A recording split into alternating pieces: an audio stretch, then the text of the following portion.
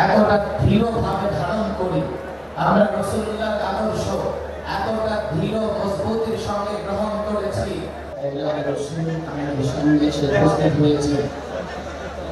আমরা কোনো আওয়াজ না করি, একটু খেয়াল করে শুনবার চেষ্টা করি। এখন আমি দীর্ঘ লম্বা করে বক্তৃতা করব না।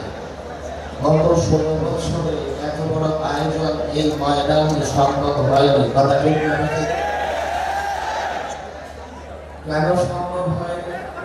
গত 16 বছর এমন একটা সরকার ক্ষমতায় ছিল যারা রাসূলুল্লাহর আদর্শ নয়, বাপ দাদার স্বপ্ন বাস্তবায়ন করতে চেয়েছিল।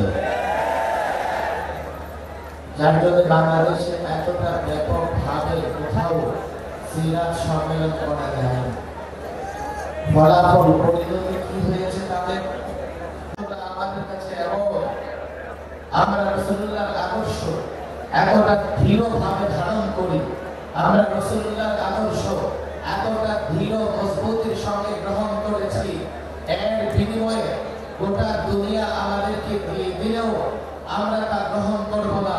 রাসূলুল্লাহর আদর্শ এতটা দৃঢ়ভাবে আমরা ধারণ করি, এই আদর্শে সমাজ রাষ্ট্র গঠন হবে, সর্বত্র শান্তি আসবে, তা আমরা এতটা দৃঢ়ভাবে বিশ্বাস করি। এই বিশ্বাসের বিনিময়ে যদি আমাদের জীবন